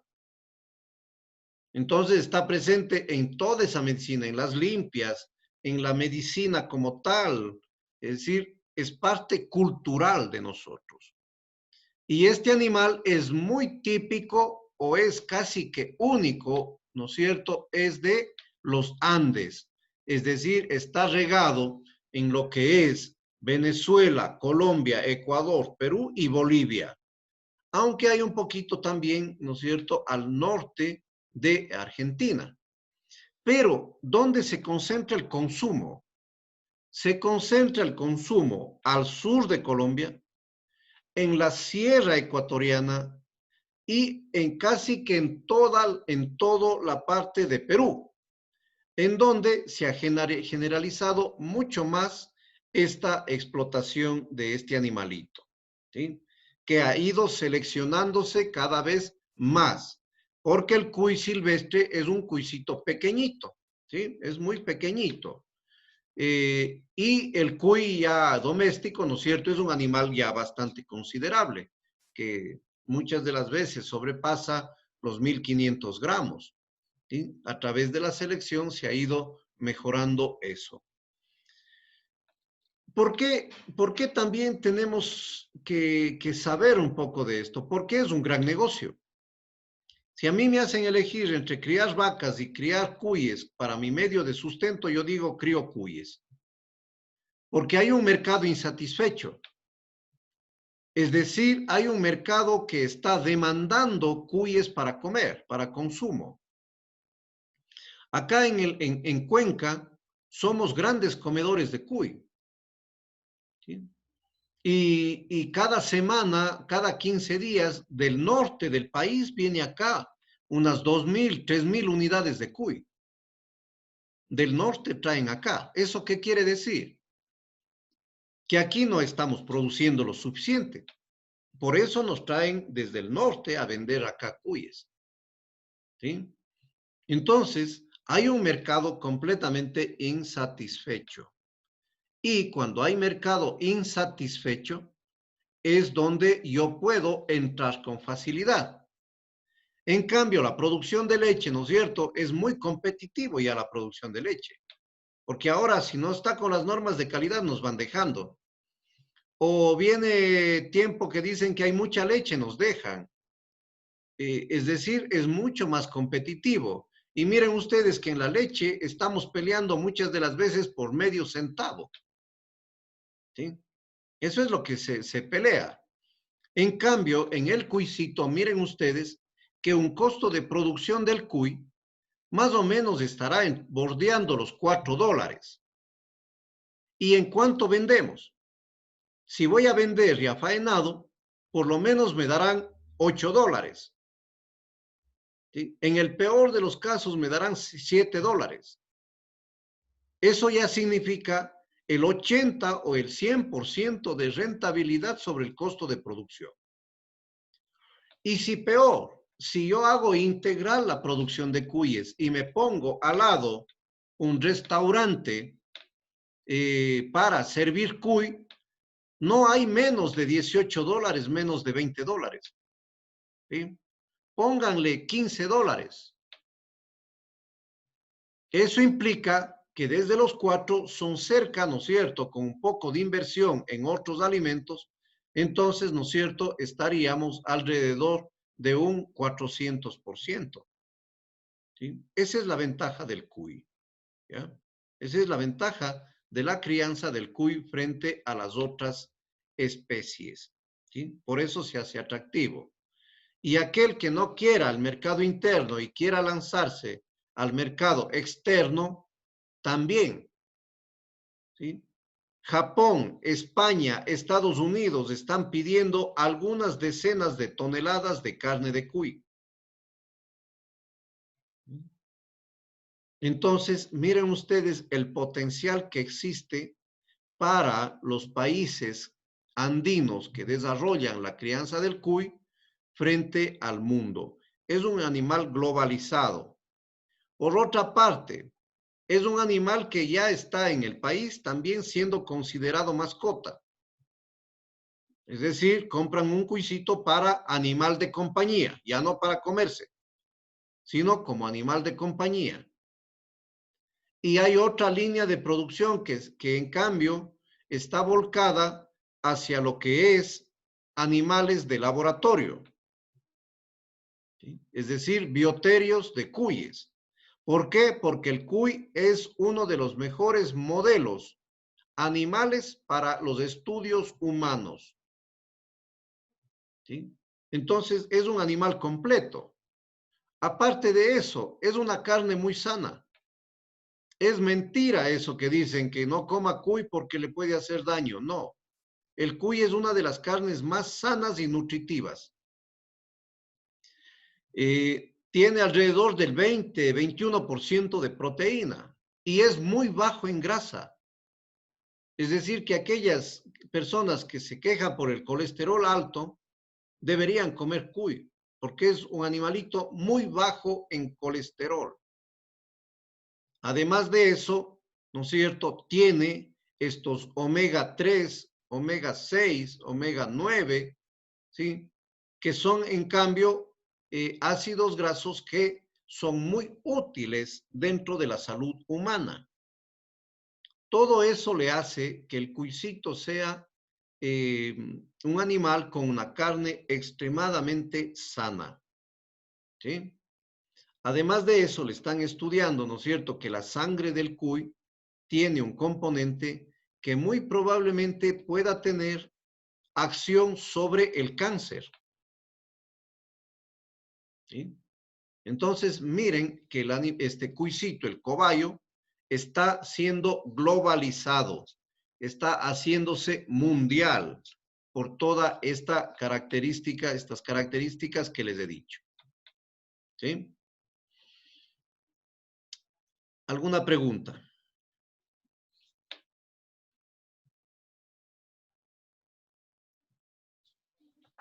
Disculpe, Doc, yo he escuchado también de que la carne de cuy también es alta, muy alta en proteína, más o menos similar como la del pollo, pero también tiene mucha cantidad de grasa. Ya. La cantidad de proteína es más alta que la del pollo, ¿sí? Es más alta. Y también la grasa del cuy es una grasa saludable, es decir, no es grasa saturada. Por lo tanto, no genera el colesterol que comúnmente le conocemos como colesterol malo, ¿sí? Porque hay dos tipos de colesterol. El colesterol que le llaman así fácilmente colesterol bueno, colesterol malo. El cuy tiene mucho colesterol bueno, por lo tanto no genera, ¿no es cierto?, esta transformación a colesterol malo que está más relacionado con lo que es las grasas saturadas, ¿sí? Déjeme ver si tengo por aquí un cuadro en donde podemos hacer una comparación de lo que son las carnes del cuisito, ¿sí? Porque es interesante que nosotros conozcamos esa bondad de este animalito. Vamos a ver si le ubico.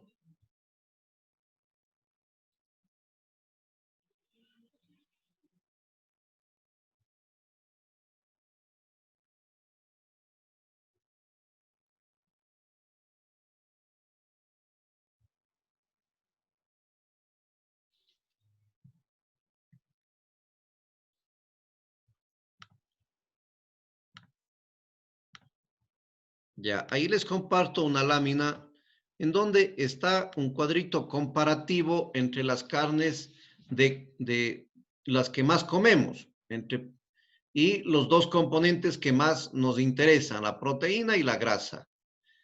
Miren ustedes, el cuy tiene la mayor cantidad de proteína comparado con el resto de especies, cerdo, oveja, vaca y las aves, ¿sí? Y en cambio tiene la menor cantidad de porcentaje de grasa, ¿sí?, que tiene el 7,8. Miren, el cerdo, la oveja, la vaca están bordeando entre el 20 y el 37% de grasa. Por eso les hacen menos saludables.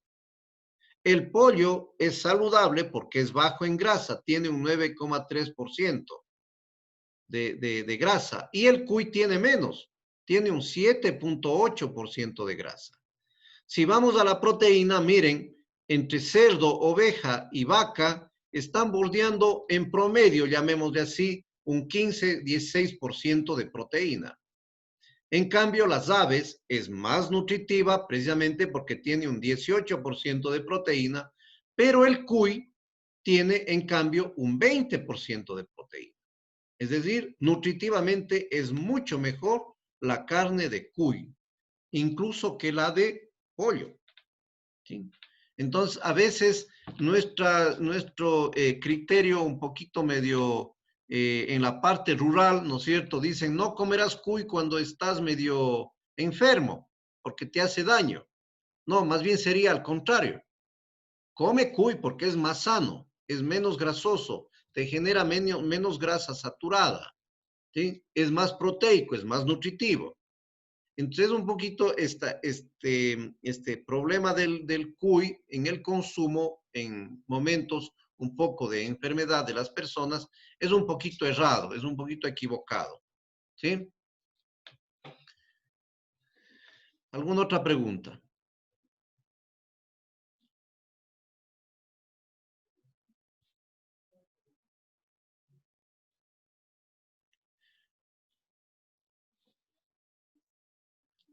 Tanta alegría de las compañeras que a veces ya me van a hacer hasta reír a mí. No, profe, ninguna pregunta.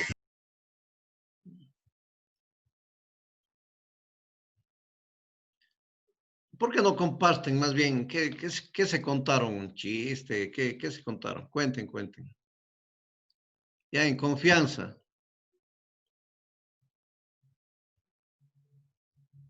Kerlin, Liz, Caterine.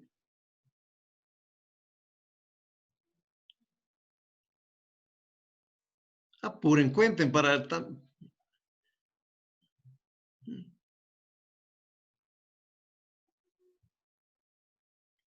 No nos van a compartir.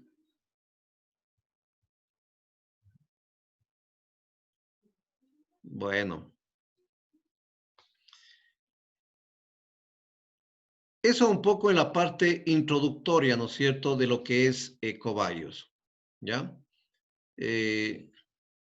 Que consideramos una explotación bastante rentable y de interés económico para cualquiera que quiera emprender en una crianza de estos animalitos. Son perspectivas de emprendimiento muy de tomar en cuenta, ¿sí? Muy de tomar en cuenta para poder iniciar incluso nuestra actividad profesional, ¿sí? Recuerden que el emprendimiento ahora, ¿no es cierto?, es fundamental cuando nosotros queremos iniciar una actividad profesional. Bueno, ahora quisiera que me comenten un poquito sobre las líneas de cuyes, ¿sí? Ese era el otro tema de investigación. Y ahí sí les voy a pedir que Caterine, que Kerlin y que Liz, por favor, me den esta parte, ¿ya? Las líneas y tipos de cuyes, ¿sí?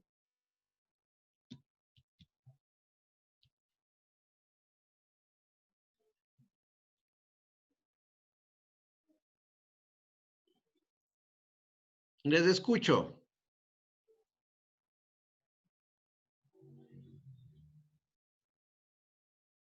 Ok, doctor, yo encontré 4 tipos de quiz. El primero que es denominado inglés, que dice que tiene el pelo corto y que es pegado al cuerpo. El otro que también es llamado abisino, que el pelo es corto, que en forma de roseta o largo a lo largo del cuerpo, perdón. El otro que es conocido como landoso, el cual su pelo es largo y lacio. Y el otro denominado merino, que su pelo es corto y enrizado. Ya. Gracias, Kerlin. Caterine. Ya, doctor. Yo encontré 3 tipos de razas de cuy. El primero es de tipo racial peruano mejorado. Ya. Este tipo de raza es el resultado de un cruce genético. Ya. Y estos presentan un desarrollo muscular marcado, una precocidad y una eficiente conversión alimenticia. El color de su pelaje está entre blanco, castaño, rojo, rojo con blanco, puede ser estas combinaciones. Y se caracteriza porque tiene su pelo liso y es correspondiente a los cuyes de tipo 1. Ya. Otra raza que encontré es el de tipo racial macabeo. Ya. De este tipo, estos también presentan un buen desarrollo muscular, son precoces y se adaptan a una variedad de alimentos. Ya, estos también se adaptan a condiciones climáticas variables y pueden también adaptarse a diversos tipos de crianza, que pueden ser en jaulas o en las pozas. Ya. Su color de pelaje puede ser entre rojo, castaño con blanco. Ya, y también tienen el pelo liso, que corresponde también a los de tipo 1. Ya, y el último raza que encontré fue el de tipo racial criollo. Este también se le puede denominar nativo y presenta un poco de desarrollo muscular, un cuerpo delgado, una cabeza alargada y un par de orejas directas. Es un animal pequeño, nervioso y medio rústico. Ya, y esto es por su adaptación al medio. Es poco exigente y también poco en la exigencia de la alimentación. Ya. Esto es lo que encontré, doctor. Ya. ¿Y ustedes piensan que esa es la clasificación más común o no? Profe, yo encontré una clasificación en la FAO que decía que en el Ecuador básicamente se encuentra lo que es el criollo, el peruano puro y el mestizo. Ya. Sí, doctor, yo encontré estos tipos de razas que eran de aquí, del Ecuador. Las más comunes me salió. ¿Y serán razas o qué? Son líneas, profe.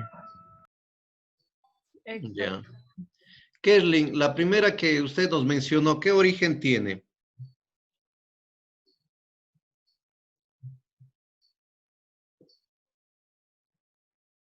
De los primeros que le mencioné, Sí. me decía, o sea, yo encontré esto en lo que es de la FAO y me decía que es de lo que es del Perú. No, la primera clasificación en Abisinio y el resto. Sí, me decía que esos se presentan básicamente en la zona andina, en el Perú y en el Ecuador, en el norte del Perú. Ya, pero esa clasificación, ¿qué Yo la origen encontré tiene? en un artículo de la FAO. ¿Será? Sí, si quiere le mando el link.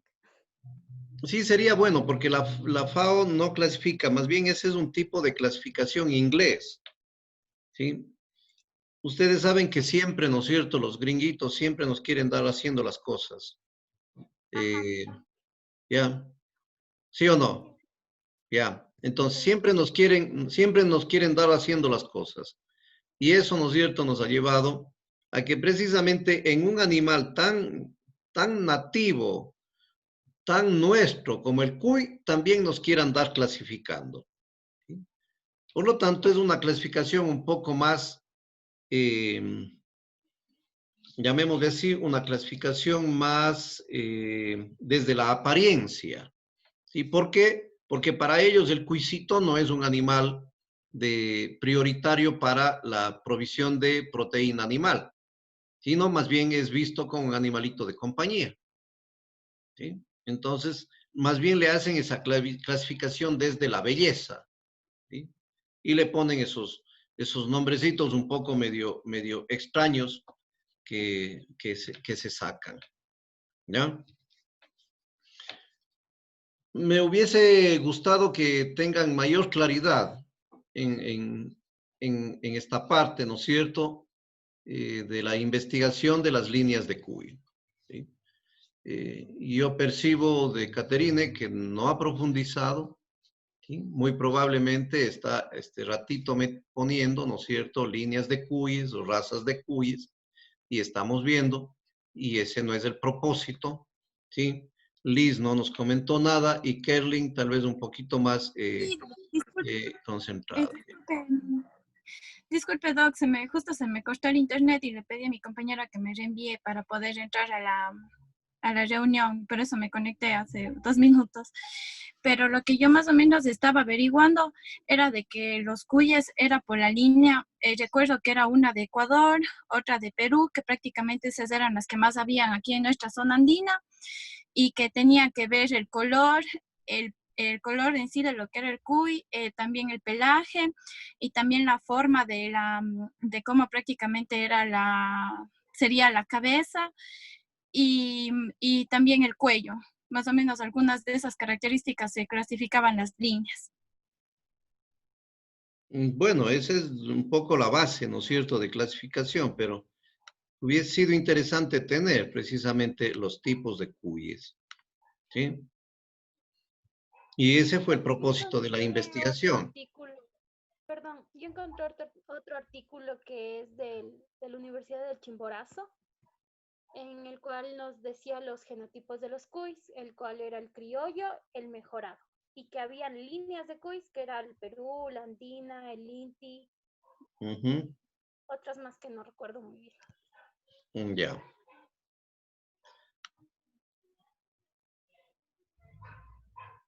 ¿Y ustedes tienen clase a las 4:30, no? ¿O no? Sí, Doc. Sí, profe. Ya. Entonces, ¿para qué vamos a iniciar? Bueno, entonces, chicos, con eso estaríamos viendo mañana. Yo quisiera que vengan profundizando un poco más en la parte morfológica del cuy, en la parte de la reproducción del cuy. ¿Sí? Yo quisiera tener la percepción de que cuando se les manda una investigación, hayan investigado y hayan tomado nota.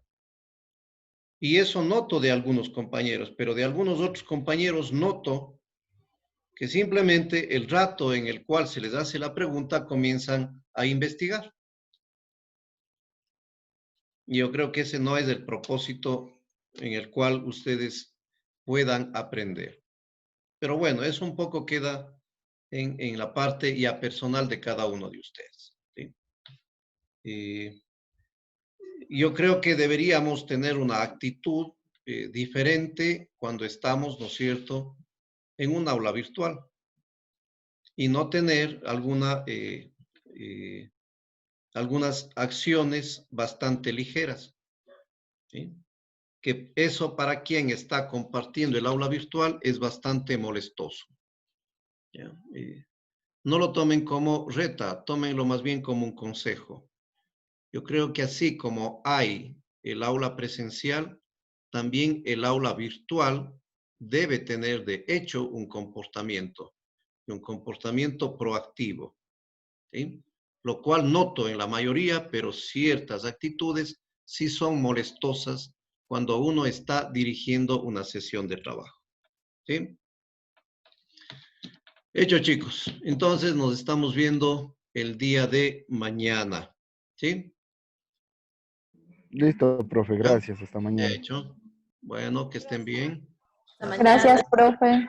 Hasta Gracias, luego. doctora. Hasta mañana. Que estén bien.